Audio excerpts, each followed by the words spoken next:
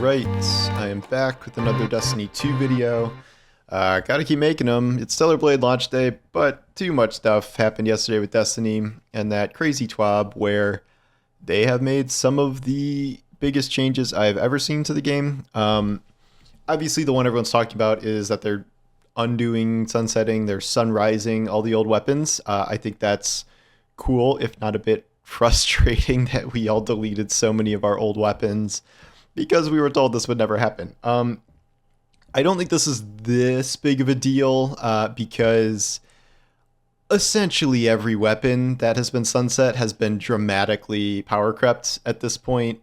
There are like triple the amount of perks that there used to be, many of which are way stronger than those old ones. Like a lot of these things are from like the Outlaw Rampage days, and like the wildest roll ever was like Kindled Orchid Rampage kill clip.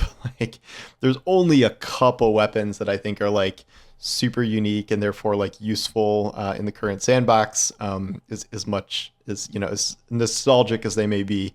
And Bungie said that they're going to be continuing to reissue a bunch of these anyway, and then when those kill them, they'll, you know, have a lot more perks and usefulness. I maintain that the account-wide power thing is one of the biggest changes that has ever been made in the game.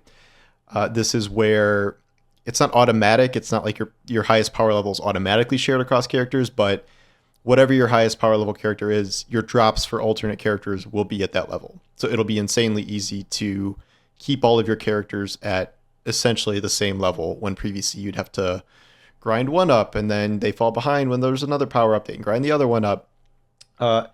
As such, I really think that you should make all three classes. I maintain that you are missing out on so much of what makes Destiny good if you have only been playing one class this entire time.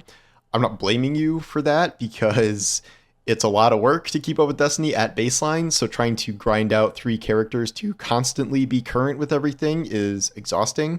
But now that the grind to do that is not essentially there and you can just sort of switch at will, I very much think that you should do this.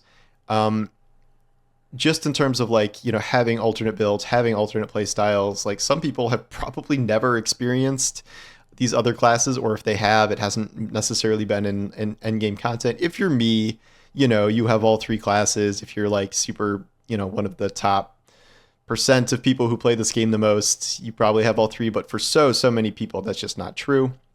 And I think, so this power thing isn't happening until Final Shape, but you can start essentially prepping for this now, in between, I guess, playing Onslaught. You can make the characters, obviously, at baseline. You can pick your new faces and races and fun stuff like that. But you can also start building them up in a way where they will be relevant.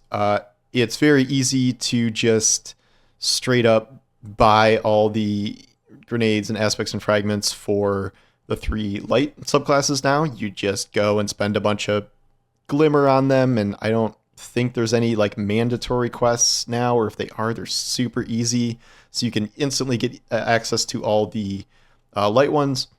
The darkness ones are like slightly more complicated, but not as bad as they used to be. To get stasis and beyond light, you have to beat the campaign. I do believe you have to beat it on all three characters, but it's not that long. And what they have done is they've eliminated the very exhausting grind of like time gated, very annoying quests to unlock all the aspects and fragments.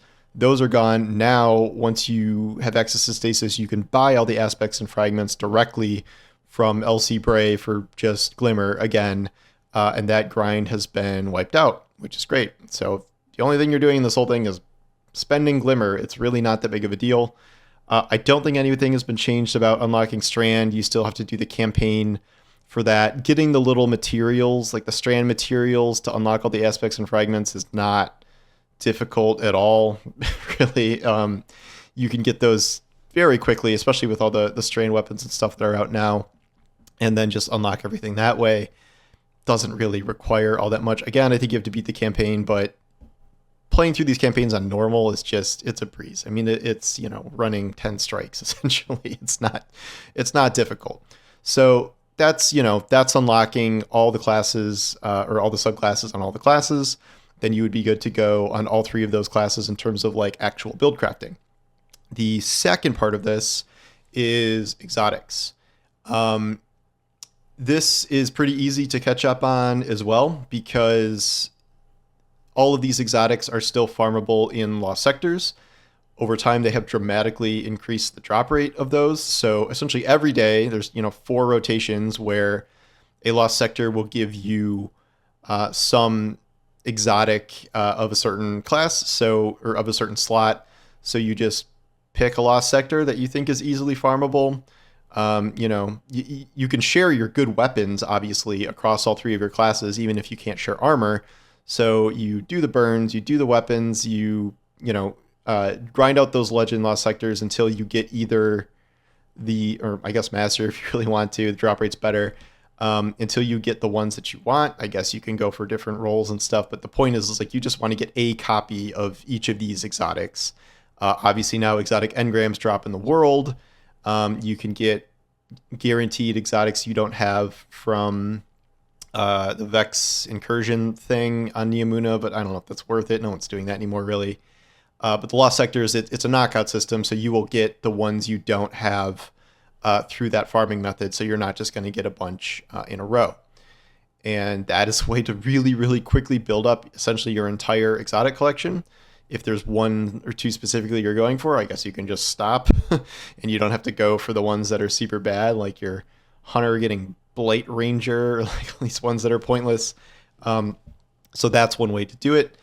The more tricky part might be assembling an armor set with good stats, but for some of these, if you've been playing Keeping Up with the Past seasons, which have not gone away yet, there is armor focusing. And if you're like me, you might have a bunch of extra engrams you just never really even bothered to spend.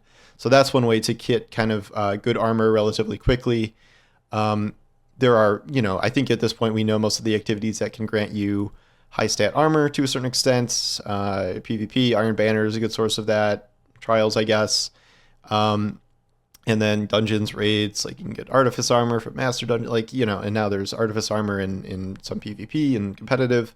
So there are more avenues. That's a little less straightforward, I think. And then that's not going to help you power level in terms of like your actual power at baseline. If you want to start doing the legend lost sectors and stuff, like just like your artifact power from the season will carry over. So that's going to give you plus whatever that is. And then if you can at least just get like a base set of like, what is it, 1800 armor, and then add in the artifact power, like you'll be good enough to start farming lost sectors, I think. So, and then from there, you'll have a, more than well-equipped alternate pair of guardians that are essentially going to be, able to keep up with your main at all times. And like, not that you always have to run every single thing with them. I, generally speaking, don't bother doing all the story quests of every season on 3 characters because there's just not really a point to that. I have all these flashing icons still.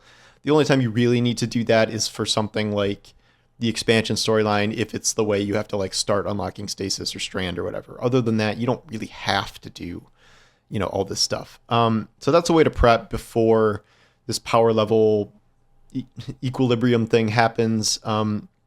I think this is such a good change. I have been saying forever that Bungie should make it much easier to play multiple classes, as it's so much fun to switch between classes. Like you might not like all of them. I think some of them definitely take some getting used to. If you've been a hunter your whole life, trying to get used to warlock floof jumping is not exactly the easiest thing in the world. Things like that.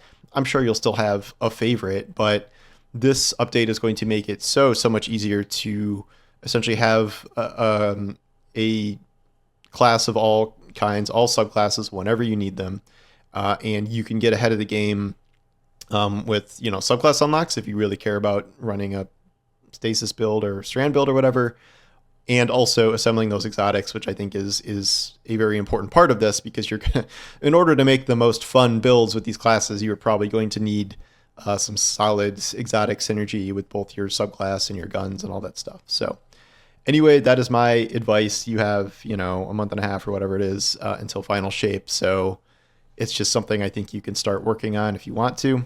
And I think it is invaluable to be able to play all 3 classes at once. I think this whole, like, which class is better rivalry thing has only stemmed from the fact that it's been so hard for people to ever keep up with more than one class. And that's going to be a lot easier now. So anyway, thanks for watching, and I'll talk to you soon. Take care.